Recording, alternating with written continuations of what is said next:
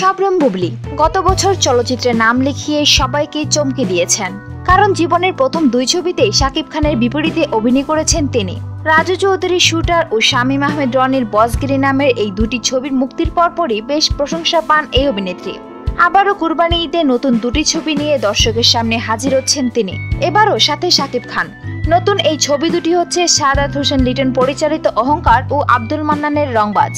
এই ছবিগুলি নিয়ে বুবলী বলেন, ছবি দুটি দুই ধরনের। রংবাজ একদম মশলা ফিল্ম, আর অহংকার ছবিটি নিয়ে বলেন, এই ছবির গল্পটিও চমৎকার। এতে আমার চরিত্রটি বেশ চ্যালেঞ্জিং, এমন রূপে দর্শক আমাকে প্রথম দেখবে।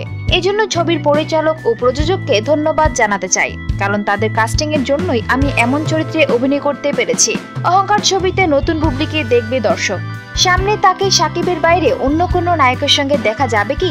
উত্তরে বুবলী বলেন, অবশ্যই আমি অন্য নায়কের সঙ্গে কাজ করব। সিনেমায় আমি নতুন, তাই শাকিব খানের কাছে অনেক হেল্প পাই। দর্শকের ভালোবাসা নিয়ে কাজ করে যেতে চান তিনি। ক্যারিয়ারের সব বাধা জয় করে সামনে এগিয়ে যেতে চান, এমনটাই জানালেন দেশের চলচ্চিত্রের এই নায়িকা। সুপ্রিয় দর্শক, বিনোদন জগতের আরো নিত্য নতুন খবর জানতে আমাদের চ্যানেলটি সাবস্ক্রাইব করতে ভুলবেন না। লাইক দিন, কমেন্ট এবং শেয়ার করুন। ধন্যবাদ।